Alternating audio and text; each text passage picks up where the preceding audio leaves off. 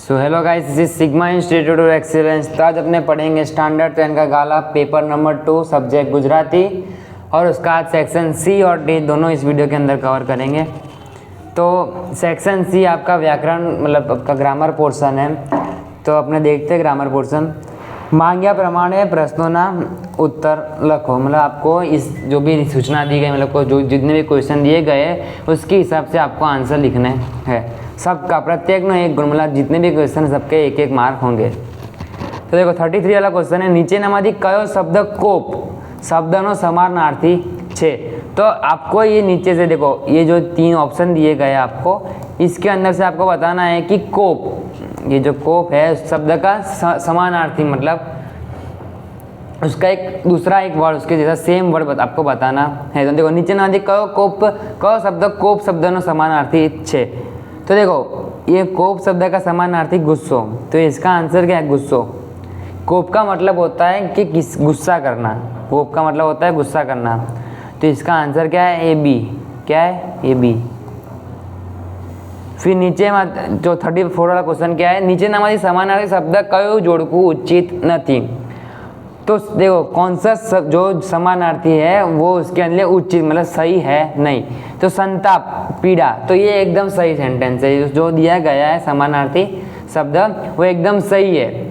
फिर हर्षित खुश, ये भी एक बात एकदम सही है। पर सी देखो कराल और भूल, ये गलत है। कराल मतलब भूल नहीं होता, कराल मतलब उसका कोई दूसरा मीनिंग होता है, कराल मतलब भूल नहीं होता। तो ये जो आपका ये वाला आंसर है 34 का। फिर 35 वाला क्वेश्चन, मुक्ति शब्दनो विरुद्धार्थी शब्द शोधीने लखो। मुक्ति मतलब किसी जगह से उसको मुक्ति मिल जाना, उसका विरुद्धार्थी मतलब उसका एक ऑपोजिट वर्ड लिखना है आपको, शब्द शोधीने लखो। तो देखो बंधन, हाँ उसका एक ऑपोजिट वर्ड है। फिर देखो युक्ति, युक्ति तो आएगा नहीं। प्रपंच वो भी नहीं आएगा। मुक्ति, तो मुक्ति मतलब रिलीज हो, समझो एक बात, एक रिलीज हो जाना। और बंधन मतलब वहाँ पे जुड़े रहना, या तो वहाँ पे भरा मतलब मिक्स भरा जाना से बोलते हैं ना वहाँ पे। तो इसका आएगा बंधन। क्या आएगा? ए वाला आंसर आएगा इसका 35 का। फिर ये 36, देखो नीचे विरुद्धार्थी शब्दना जोड़का आप्या छे तेमां कई जोड़कू उचित नहीं। तो देखो 36 में क्या बोला, नीचे ना विरुद्धार्थी शब्दों ना जोड़का। अब यहाँ पे आपको ऑपोजिट वर्ड के क्या दिए गए हैं, मैचिंग दिए गए हैं कि वो उसमें से कौन सा गलत है। तेमांथी कई जोड़कू उचित नहीं। तो स्वार्थ परमार्थ ये एकदम सही है। फिर हरक शौक ये भी एकदम सही है। पर देखो शीतल और ठंडो, शीतल और ठंडो, देखो शीतल का मतलब भी ठंडा होता है, कोल्ड होता है, और ठंडो का मतलब भी ठंडा होता है। तो ये जो सेंटेंस है वो एकदम मतलब ये आपका आंसर है, पर ये एकदम गलत है ऐसे, क्योंकि दोनों का मतलब क्या होता है? ठंडा होता है। पर यहाँ पे ऑपोजिट वर्ड देखो, यहाँ पे शीतल लिखा है तो यहाँ पे गर्म लिखना चाहिए इन लोग को, पर इन्हें ठंडा लिखा है। तो ये वाला आंसर आपका सी। नीचेनामांथी कई जोड़णी साची छे। तो आपको नीचे में से बताना है कि नीचे दिए गए जो 3 ऑप्शन दिए गए उसमें से कौन सा जो वर्ड है वो एकदम सही लिखा हुआ है, जो उस वर्ड का जब समझो जोड़नी सही है या गलत है। देखो ये वाली और ये वाली,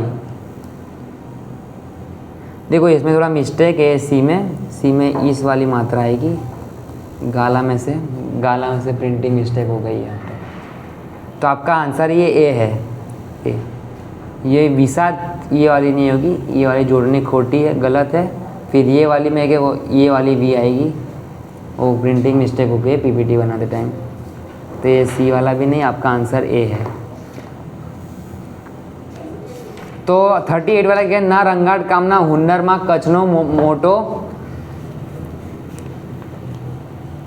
ना रंगाट कामना हुनर में कच्छनो मोटो फाड़ो हतो। तो आपको इसका बताना है कि खाली जगह ना रंगाट काम में कच्छनो मतलब कच्छ के अंदर सबसे ज़्यादा क्या रंगाट काम के लिए कौन सा मतलब कौन सा वर्क किया जाता है। आपके एसएस के अंदर आता है ना भरत वर्क, फिर अकीक वर्क, ऐसे करके अलग अलग वर्क आते हैं। तो आपको बताना है कि कच्छ के अंदर सबसे बड़ा रंगाट काम का मतलब किसने दिया गया है, कौन से वर्क के अंदर दिया गया है। तो देखो भारत, ये तो इंडिया हो गया, फिर भारत ये अलग वर्ड हो गया कोई, पर भरत एक कौन सा एक वर्क है वो जो कच्छ के अंदर ज़्यादा मात्रा में वहाँ पे करने में आता है। ये वर्क को ज़्यादा मात्रा में कच्छ के अंदर करने में आता है। अब देखो 39 वाला क्वेश्चन है कि નીચેનામાંથી ગિરીશ શબ્દની સંધિ યોગ્ય રીતે છોડેલી છે। आपको बताना है कि गिरीश जो वर्ड है उसकी संधि, ऐसे इसको संधि बोलते हैं, उसको एकदम छोड़नी है, मतलब उसको अलग करनी है, गिरीश शब्द को पूरा अलग करना है। तो देखो गिरी प्लस ईस, तो देखो यहाँ पे ई जो है वो एकदम, देखो वापिस देखते हैं कि ये वाला जो गिरीश है ये नहीं आएगा, क्योंकि देखो कि इसके अंदर ये री हो गया और ये बड़ा वाला री ई हो गया, तो उसके कारण ये गिरीश में ये री बनेगा नहीं। अब देखो गिर प्लस ईस तो होगा ही नहीं, ये भी नहीं होगा। फिर बच्चा ये गिरी प्लस ईस, तो ये आपका आंसर है 39 का आंसर क्या है आपका गिरीश, ये वाला सी वाला ऑप्शन। फिर देखो નીચેનામાંથી કયો સમાસ મધ્યમ પદ લોપી છે। देखो धारासभा, फिर क्या है दूसरा ऑप्शन माल मिलकत और तीसरा आवक वेरो। तो देखो माल मिलकत तो आपका वो हो गया, कौन सा समास हो गया, वो कर्मधारय समास हो गया। फिर आवक वेरो वो अलग आवक वेरो साधक द्वंद्व समास है, और धारासभा वो आपका मध्यम पद लोपी समास है। धारासभा जो है आपका मध्यम पद लोपी समास है वो। अब देखो 41 वाला क्वेश्चन, माठू लागू मतलब क्या, उसका रूढ़ि प्रयोग का अर्थ बताना है कि ये जो माठू लागू है उसका अर्थ क्या होता है। देखो माठू लागू मतलब खोटू लागू, आप बोल सकते हो माठू लागू मतलब खोटू लागू, क्या बोलते हैं उसको, खोटू लागू। अपना हाथ जगन्नाथ का मतलब क्या होता है कि अपने हाथ से जो काम करते हैं उससे अपने को संतुष्टि मिलती है, दूसरों के काम से संतुष्टि मिलती नहीं है। ये 42 का आंसर है कि આપણા હાથથી કરવામાં આવતું કામથી સંતુષ્ટિ મળે છે, બીજાના કામથી संतुष्टि મળતી નથી। समझ गया? इसका स्क्रीनशॉट खींचना तो स्क्रीनशॉट ले सकते हो, मैं इसको भी रफ कर रहा हूँ।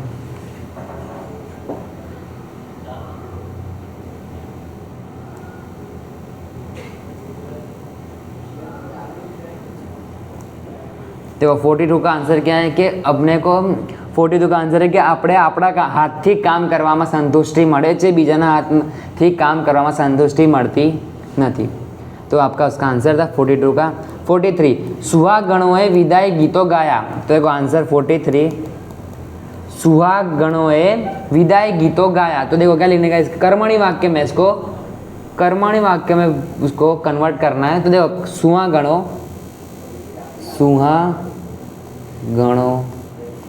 थी, देखो आपको एक ही जगह पे थी लगाना है, सुहागणों थी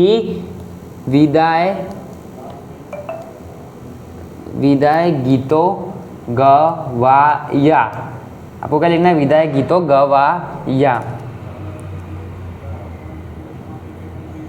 ये आपका आंसर 43 था। अभी देखो सकीना पकवान जमती, उसको प्रेरक वाक्य में उसको कन्वर्ट करना है। तो देखो इसके अंदर क्या आएगा आंसर कि उसके आगे कोई एक व्यक्ति का नाम लिख दो, जैसे कि रमजू, आपका सेकंड चैप्टर में है ना सरनाइना सुर, तो इसके अंदर आप लिख दो कि रमजू सकीना ने पकवान जमाड़, रमजू सकीना ने पकवान जमाड़। तो ये आपका आंसर 44 है।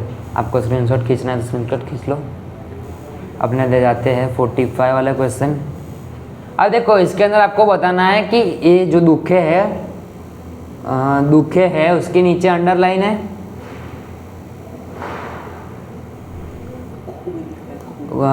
खूब के नीचे अंडरलाइन है, रेखांकित। देखो रेखांकित का मतलब होता है जिस वर्ड के नीचे अंडरलाइन की है उस वर्ड का आपको विशेषण बताना है, विशेषण का टाइप्स बताना है। देखो बा मने माथुं तो खूब दुखे छे, है ना। तो बा मने माथुं तो खूब, खूब जो है वो कौन सा विशेषण है,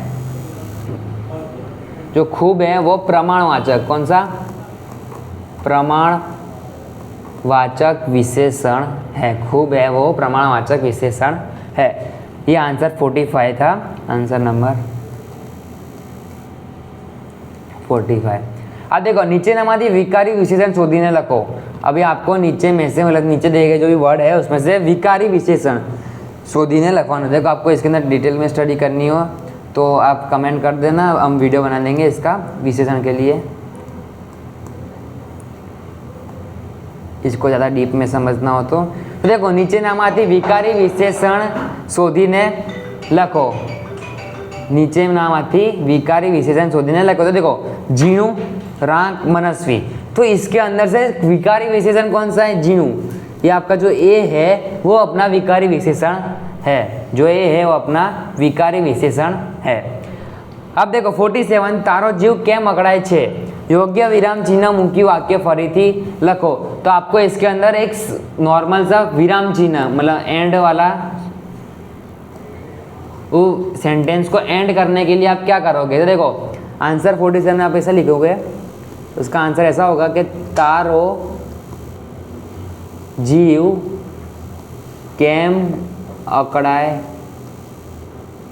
छे। उसके बाद आपको लिख देना है क्वेश्चन मार्क। क्या लिख देना है उसको, उसके बाद आपको लिख देना है क्वेश्चन मार्क। क्या लिख देना है उसके बाद उसको क्वेश्चन मार्क। इसके लिखा ना कि केम, केम मतलब क्यों आपका जीव मतलब आपका जो जीव है केम अकड़ाय छे, तो केम केम है तो आपको क्वेश्चन मार्क लगा देना है। ये आपका आंसर 47। अब देखो उद्गार वाक्य, उद्गार लिखा है यहाँ पे, लिखने में थोड़ा देर मिस्टेक हो गया है। उद्गार वाक्य ने अंते यहाँ पे लिखने का मिस्टेक हो गया है 48 में। हमारे पीपीटी तो बनाते हैं नितिन सोलंकी करके, उससे लिखने के लिए मिस्टेक हो गया। यहाँ पे उद्गार वाक्य, उद्गार नहीं है, उद्गार वाक्य ने अंते कयो विराम चिन्ह मुकाय छे। तो देखो ये तो पूर्ण विराम के लिए है, ये आपको अवतरण चिन्ह के लिए है, पर ये जो है ये बी वाला वो आपके उद्गार के लिए है। उद्गार वाक्य ना अंत है, मतलब उसके लास्ट में वो रख सकते हैं। तो यहाँ पे अपना सेक्शन सी खत्म होता है, अपने जाएंगे अभी सेक्शन डी के। वहाँ पे देखो नीचे आपेला गद्य खंडनो आश्रय तीजा भाग में संक्षेपी करी तेने योग्य शीर्षक आपो। हम देखो कि नीचे आपेला गद्य खंड, अब ये जो आपको ये जो दिया गया है ना इतना बड़ा सेंटेंस, ये सही इतना बड़ा पैराग्राफ, उसको आपको 1/3 में लिखना है। कैसे, 1/3 के अंदर आपको लिखना है। तो देखो हमने यहाँ पे आपका आंसर दिए लिखे गए हमने यहाँ पे। तो देखो आ गद्यखंड मानव मनना बे बारीओ विशे छे। देखो अपने पहले गद्यखंड पढ़ते हैं।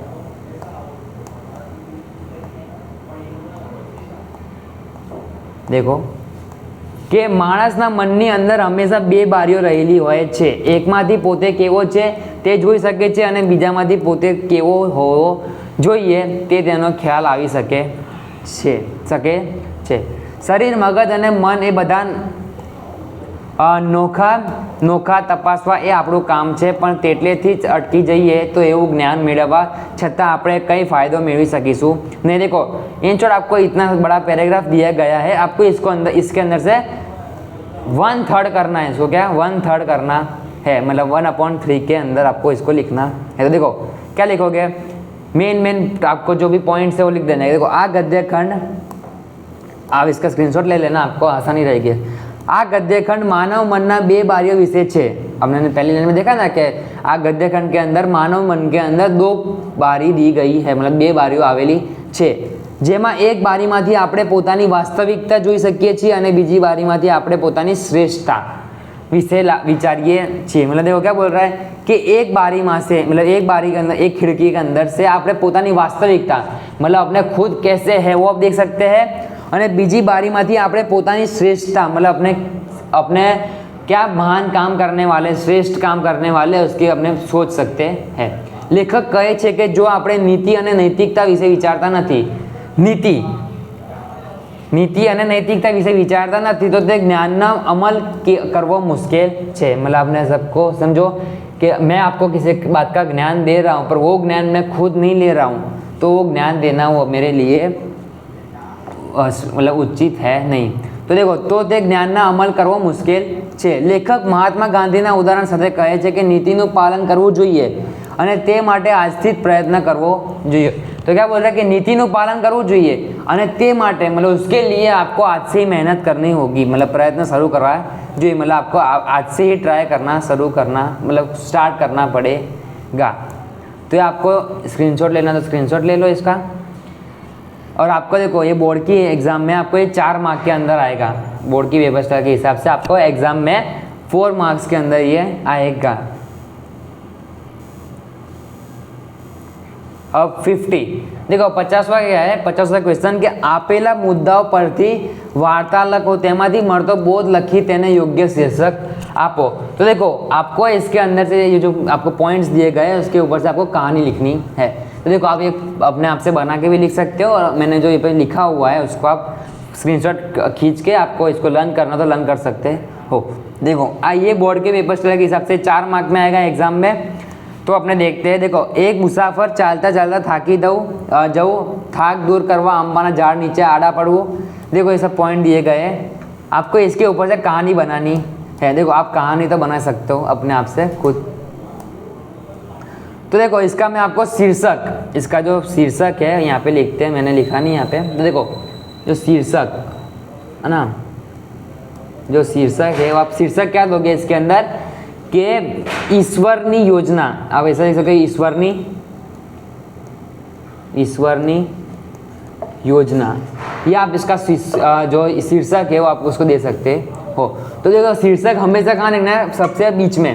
आप जब जहाँ से आंसर लिख रहे हो उसके सबसे बीच में आपको शीर्षक लिखना है और लास्ट में आपको बोध लिखना है. जो बोध मैं आपको बताता हूँ बोध कहाँ लिखा है हमने, वो हमारे पीछे ये वाले पेज पे लिखा है. ये वाले ये हमारा ये बोध है ये जिस कहानी का. तो देखो शीर्षक हमेशा आपको यहाँ पे आंसर स्टार्ट कर रहे हो उसके बीच में लिखना है एकदम. और देखो अभी यहाँ पे आप कहानी लिख दो, यहाँ से लेके आपने जितने भी पेज की 1-2 पेज की कहानी लिखी, उसके बाद आपको बोध. तो मैं आपको पहले कहानी समझा देता हूँ. देखो एक वक्त एक मुसाफर લાંબો પ્રવાસ કરી રહ્યો હતો. ચાલતા ચાલતા તે થાકી ગયો અને આરામ કરવા માટે એક આંબાની ઝાડ નીચે બેસી ગયો. થોડી વાર બેસીને વિચાર કરવા લાગ્યો, ઈશ્વર કેટલો મૂર્ખ છે. तो देखो क्या बोल रहा है कि एक मुसाफिर एक ट्रैवलर था, वो चलते चलते थक गया और आराम करवा माटे मतलब आराम करने के लिए आंबाना झाड़ नीचे बैसी गयो. मतलब मैंगो का जो ट्री है ना, मैंगो का जो आम का ट्री है, आम का पेड़ है, वहाँ पे नीचे जाके वो बैठ गया. थोड़ी बार બેસીને વિચાર કરવા લાગ્યો, मतलब थोड़ी देर बैठा, फिर वो क्या सोचने लगा कि ईश्वर કેટલો મૂર્ખ છે. तो भगवान कितने पागल है. मूर्ख मतलब होता है पागल है कि नानी वेल पर मोटा कोड़ा लागे છે અને આટલા મોટા આંબાના વૃક્ષ पर કેરી જેવા નાના ફળો लागे છે. तो क्या बोल रहा है कि नानी वेल मतलब छोटी सी जो वेल होती है, वेल मतलब हमें एक टाइप से पेड़ का है ना, वो दीवार पे उगती है, समझो ऐसा कि वेल पर मोटा कोड़ा लागे છે मतलब बड़े बड़े फल है और आटला मोटा आंबाना वृक्ष पर कैरी जेवा नाना फड़ो लागे છે. मतलब जो पेड़ है उसके ऊपर उसको छोटे छोटे क्या लग रहे हैं, फ्रूट्स लग रहे हैं. थोड़ी वार में ठंडी हवा लागी અને નીંદર देखो क्या लगा, थोड़ी वार में તેને ठंडी हवा लागी અને નીંદર આવી गई. નીંદર मतलब उसको नींद आ गई. ઊંઘમાં એક કેરી ઝાડ પરથી તૂટીને તેના માથા પર પડી. માથામાં દુખાવો થતાં તેની ઊંઘ उड़ी गई. अब वो सो रहा था तो उसको नींद आई तो सो गया. तो उसके आंबा के मतलब जो मैंगो का ट्री था उसके ऊपर से एक कैरी मतलब एक मैंगो आके उसके सर के ऊपर गिरा. तो सर के ऊपर गिरा उसके कारण उसको सर में दर्द होने लगा. माथा में दुखा मतलब सर में दर्द होने लगा. से मतलब तथा तेनी ऊँग उड़ी गई मतलब उसके कारण उसकी जो नींद थी वो उड़ गई. तेने विचारी कि हूँ तो ईश्वर ने मूर्ख कही रह्यो हतो અને જુઓ તેણે મને કેરી વડે કેટલી સારી સજા આપી. આ ઘટનાથી તેને ઈશ્વરની યોજનાનું રહસ્ય સમજાયું. तो देखो क्या हो रहा है, बोल रहा है मतलब क्या सोच रहा है कि तेने विचार्યું कि ईश्वर तो मूर्ख कही રહ્યો, मतलब क्या हूँ तो ईश्वर ने मूर्ख कही રહ્યો હતો. मतलब वो जो इंसान था वो ईश्वर को मतलब भगवान को क्या पागल बोल रहा था कि जुओ तेने मैंने केरी वड़े कितनी सारी सजा आपी. मतलब भगवान ने मेरे को आम मतलब जो मैंगो है उसके द्वारा मेरे को कितनी अच्छी सजा दी. कैसी, मेरे को कितनी अच्छी सजा दी. आ घटनाथी तेने ईश्वरी योजनाનું रहस्य समझाયું. मतलब ईश्वरी मतलब भगवान का जो रहस्य समझाए. मतलब योजना का मतलब होता है सब प्लानिंग. तो भगवान की जो प्लानिंग था उसका सब रहस्य उसको जानने आया। તેને ખ્યાલ આવ્યો कि ईश्वर बहु बुद्धिमान છે। इसको समझ में आया कि जो भगवान है बहुत क्या है, बुद्धिमान है અને દરેક વસ્તુ પાછળ કોઈની કોઈ કારણ હોય છે। मतलब हर चीज़ के पीछे कोई किसी का या कोई भी कारण होता है। નાની વેલ મોટા કોળને સહન કરી શકે તેમ ન હોય એટલે ઈશ્વરે કોળાની નાની વેલ પર ઉગાડ્યા। આ જ રીતે આંબાના ઝાડ પર હોવાથી મોટા ફળોને સરળતાથી सहन કરી શકે છે। मतलब क्या बोल रहे हैं कि जो छोटे छोटे जो फ्रूट्स है या कोई भी वेजिटेबल्स है उसको वेल के ऊपर, छोटी जो वेल है उसके ऊपर उगाने में आया। और जो बड़े बड़े फ्रूट्स है जैसे कि मैंगो, फिर चीकू हो गया, चीकू जैसे छोटा है बाकी वैसे बड़े बड़े फ्रूट्स ही समझो कि उसको कैसे ऊपर अमरूद का पेड़ हो गया, ऐसे उसको पेड़ के ऊपर उगाना आता है क्योंकि वो बड़े बड़े फल है, मोटा फलों ने सरलता से सहन कर सके छे। जो बड़े बड़े ट्री है वो इतने बड़े बड़े जो फ्रूट्स है उसको आसानी से वहाँ पे सहन कर सकते हैं। तो ये आपका 450 वर्ग क्या कहानी थी। शीर्षक क्या है, ईश्वरनी योजना। अब इसका अपने बोध पढ़ते हैं। देखो बोध, अब आपको इस जो अपने ने यहाँ पे पूरी वार्ता लिखी है ना, जो भी कहानी लिखी उसका ये जो वार्ता मतलब जो कहानी है कि आपको क्या समझाने मांग रही है। तो आ वार्ता આપણને શીખવે છે कि આપણે ક્યારે કોઈ વસ્તુ વિશે આપણા મનમાંથી નિર્ણય લેવો જોઈએ નહીં।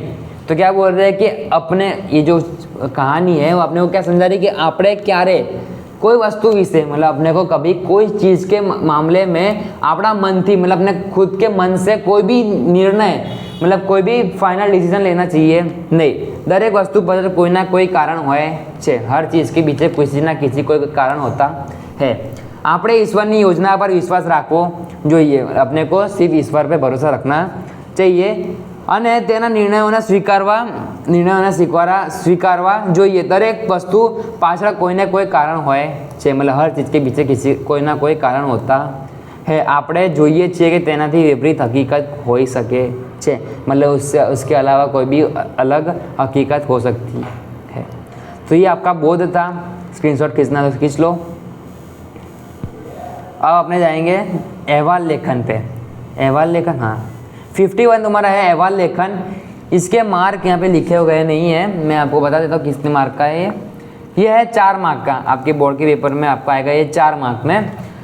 तो देखो अहवाल क्या दिया कि તમારી શાળામાં યોજેલા રમતોત્સવ અહેવાલના આશરે 100 શબ્દોમાં લખો। तो आपको अहवाल लेखन लिखना है कितने 100 शब्दों में, मतलब 100 वर्ड के अंदर आपको लिखना है।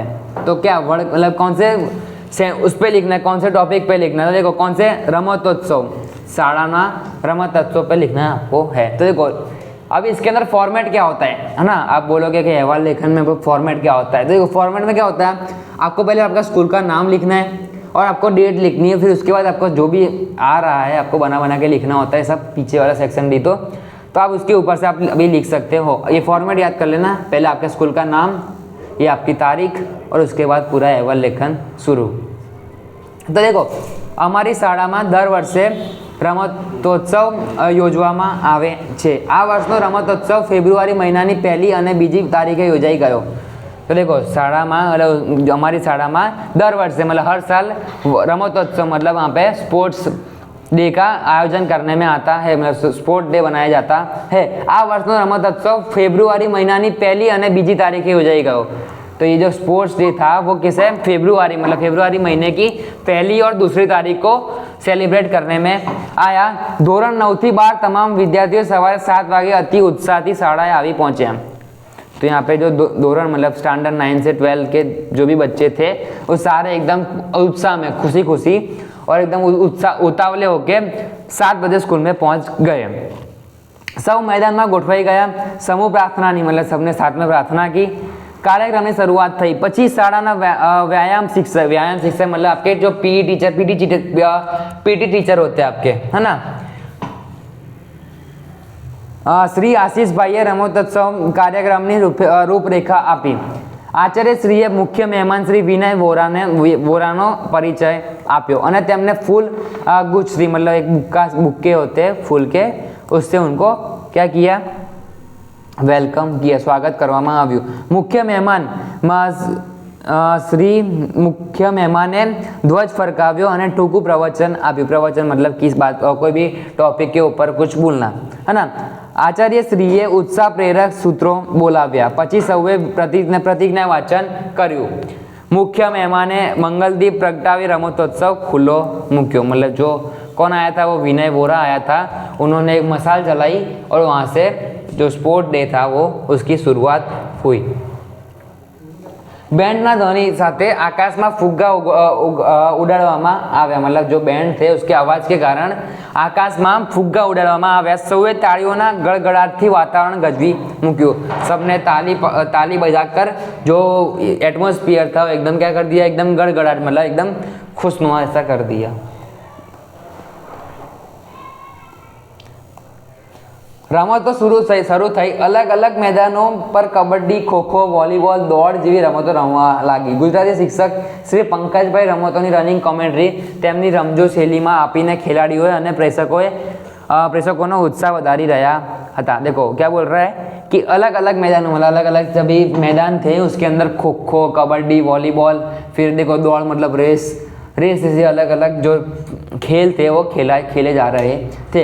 गुजराती शिक्षक श्री पंकज भाई, तो गुजराती के जो शिक्षक होंगे उनके स्कूल के अंदर, तो श्री पंकज भाई रमतोनी रनिंग कॉमेंट्री मतलब भागते भागते कॉमेंट्री कर रहे थे। તેમની રમૂજી શૈલીમાં આપીને ખેલાડીઓ અને પ્રેક્ષકો उत्साह વધારી રહ્યા था।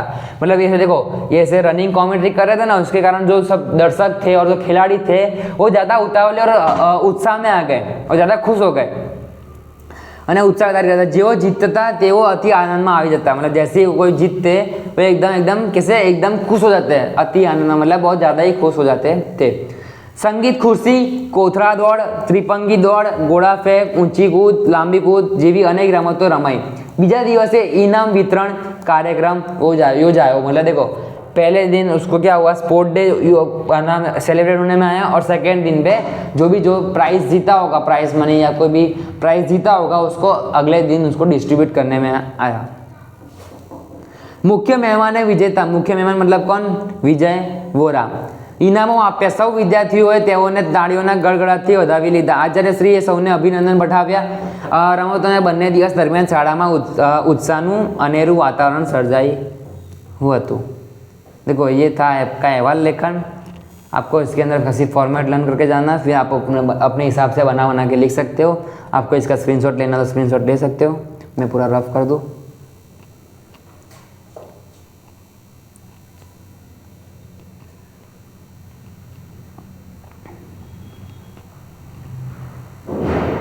बस आप अभी स्क्रीनशॉट ले सकते हो। पूरा रफ हो गया।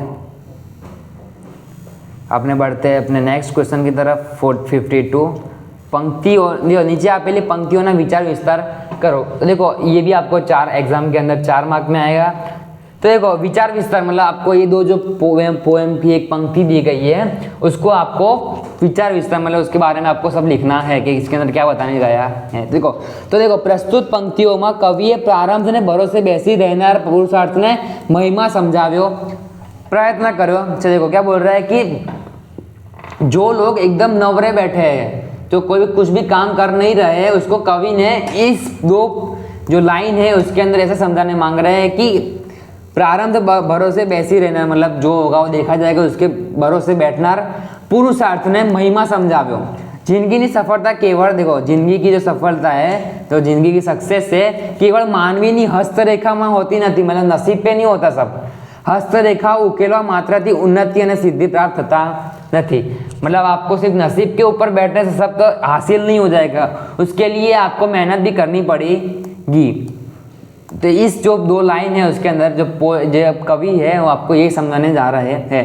તેનું ઉદાહરણ આપતા તે જણાવે છે કે ઇમારતની ડિઝાઇન એના નકશામાં હોય છે, ચણાયેલી ઇમારત તો એણે કરેલી મહેનતનું પરિણામ જ છે। देखो अपने पहले से डिसाइड कर देते हैं कि अपने जो बिल्डिंग है वो कैसी बनाएंगे, पर जो बिल्डिंग बना रहे हैं उसके अंदर कितनी मेहनत लग रही है वो अलग चीज़ है। और आप जब डिज़ाइन कर रहे हो नक्शे के अंदर जो भी मैप है उसके अंदर आप डिज़ाइन कर रहे हो उसके अंदर आपकी मेहनत कम जा रही है, पर जब आप रियल में जो बना रहे हो उसके अंदर आपकी मेहनत बहुत ज़्यादा जाएगी। तो देखो क्या बोल रहा है कि એ જ રીતે હસ્તરેખાઓ ભાગ્ય ગમે તેટલી બળવાન देखो क्या बोला है कि भाग्य गमे તેટલી બળવાન હોય परंतु તેને સાકાર કરવા માટે પુરુષાર્થ કરવો જ પડે। पुरुषार्थ का मतलब होता है मेहनत। तो जो अपना भाग्य है कितना भी अपने साथ हो पर उसको साकार करने के लिए आपको मेहनत की जरूरत होगी। ये जो पुरुषार्थ है, पुरुषार्थ है उसका मतलब होता है मेहनत। क्या होता है उसका मतलब? मेहनत। अब देखो પુરુષાર્થ જ પારસમણી છે। આપણે ભાગ્યને ભરોસે જ બેસીને રહેતા સફળ થવા સખત પુરુષાર્થ કરવો જોઈએ। देखो क्या बोल रहा है कि पुरुषार्थ જ पारसमणी છે, मतलब पुरुषार्थ मतलब આપણે મહેનત करेंगे तो ही अपने को कुछ हासिल होगा, आगे जाके सक्सेस हासिल होगी। આપણે ભાગ્યને ભરોસે જ બેસીને ન રહેતા સફળતા થવા સખત પુરુષાર્થ કરવો જોઈએ। मतलब आप सिर्फ आपकी लक के ऊपर डिपेंड रहोगे तो आपको कुछ हासिल होने वाला है नहीं, सफलता हासिल होगी नहीं। आपको सफलता हासिल करनी हो तो उसके लिए पुरुषार्थ मतलब मेहनत करनी पड़ेगी। तो आई होप मैंने आपको अच्छे से समझा ये वाला 52 वाला पंक्तिओનો વિચાર વિસ્તાર। સફળતા જિંદગીની હસ્તરેખામાં નથી હોતી, ચણાયેલી ઇમારત અને તેના નકશામાં નથી होती। तो अपने देखेंगे 53। अब देखो ये आपका 53 नहीं है, सॉरी ये 52 के अंदर आपका ये दूसरा विचार विस्तार है। आचार ए જ प्रचारનો श्रेष्ठ माध्यम છે। देखो आपको इसके अंदर दोनों में से कोई भी एक ही लिखना है ना। इसमें से आपको कोई पण एक, आपको इसमें से कोई भी एक ही लिखना है। तो आप इसका स्क्रीनशॉट खींच लो। मैं आपको ये समझाने नहीं बैठूंगा, मैंने आपको एक समझाया अच्छे से, आप वो लिख सकते हो। आपको ये ईजी पड़ेगा और ये आपको थोड़ा सा हार्ड पड़ेगा। देख लो, आप इसका स्क्रीनशॉट खींच लो। अरे क्या हो गया?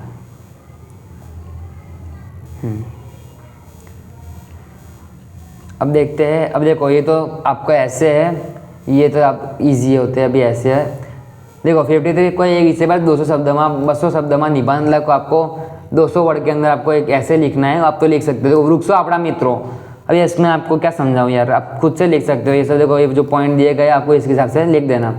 तो टेक अ स्क्रीनशॉट।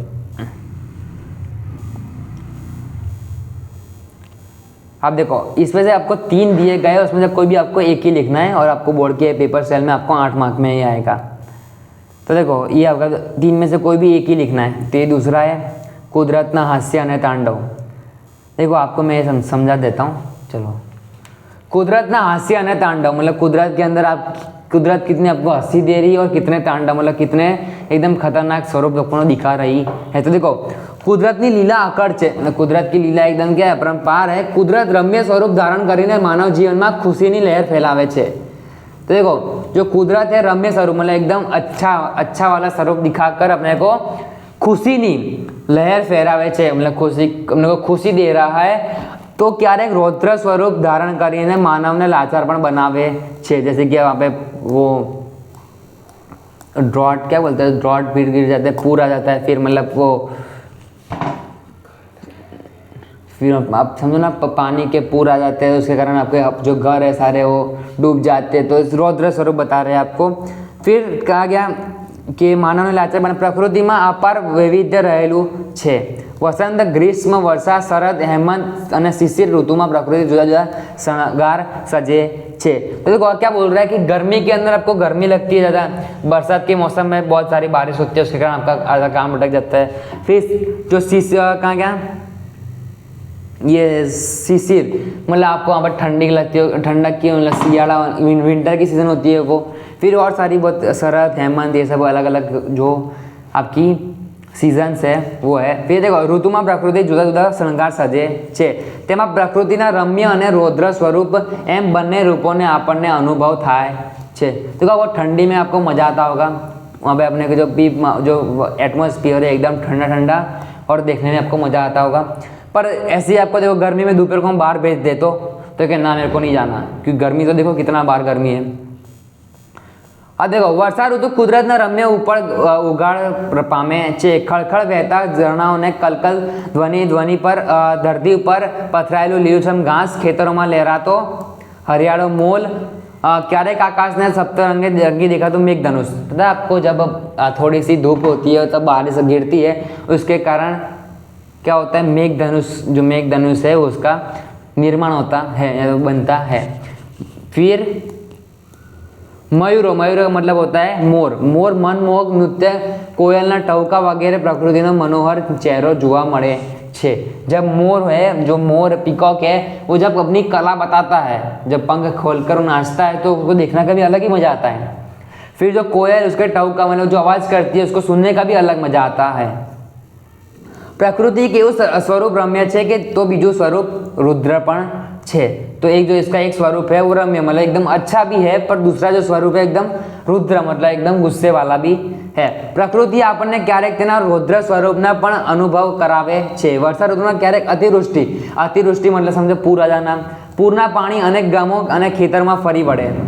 अब समझो बहुत सारा पानी आ गया, बराबर है, उसकी जो लेयर थी उसके ऊपर भी पानी आ गया, तो सारे गांव और शहरों में आके वो सब पानी सब कुछ नुकसान कर देगा।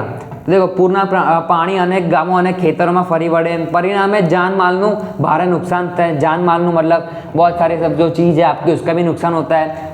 नदियों पરના બંધો તૂટી જાય છે, ખેતરોની ફળદ્રુપ માટી ધોવાઈ જાય છે, ક્યારેક વર્ષા ऋतु वरस्या विना पसार થઈ જાય છે। देखो कभी तो क्या होता है, बारिश का मौसम है पर बारिश तो गिरती नहीं है, उसके कारण अपने को खेती भी होती नहीं है। फिर उसके बाद अपने को जो पाक है, जो भी सब वीट है, फिर राइस है, वो सब अपने को मिलेंगे नहीं, तो अपने खाएंगे क्या उस। तो कभी कभी अपने को उसका जो क्या है कुदरत है उसका रौद्र स्वरूप भी देखने को मिलता है। त्यारे खेतरों वेरान बसे छे, वेरान बसे छे मतलब एकदम खंडेर हो जाते हैं।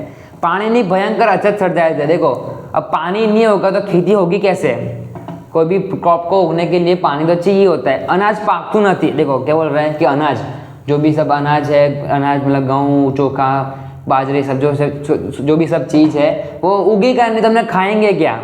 तो काળ काळ एवो दुकाळ, तो क्या बोल रहे हैं कि काળ काळ એટલે કાળનો પણ કાળ દુકાળ, કાળનો એક કાળ એવો કેવો दुकाळ, दुकाळ मतलब यहाँ पे पानी की सुविधा होती नहीं है। अनेक मानवीओं અને પશુઓનો ભોગ લે છે, मतलब अनेक मतलब बहुत सारे मानवी इंसानों और पशु मतलब जानवरों का भोग ले छे, मतलब उसको मार देते हैं इसी से।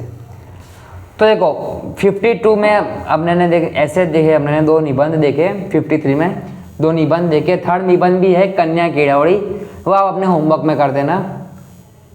सॉरी यहाँ पे और एक बाकी है, ये दूसरे का कुदरतना हास्य अने तांडव। तो देखो ये पढ़ लेते हैं, फिर मैं आपको आगे का सब बताता हूँ। अतिवृष्टि जेवा वर्षा ऋतुना रौद्र स्वरूप वखते मानवीनी मानवता जागी उठे छे। देखो जब एकदम ऐसे अतिवृष्टि मतलब अतिवृष्टि जेवा वर्षा ऋतुना रौद्र स्वरूप वखते मानवीनी मानवता जागी उठे छे।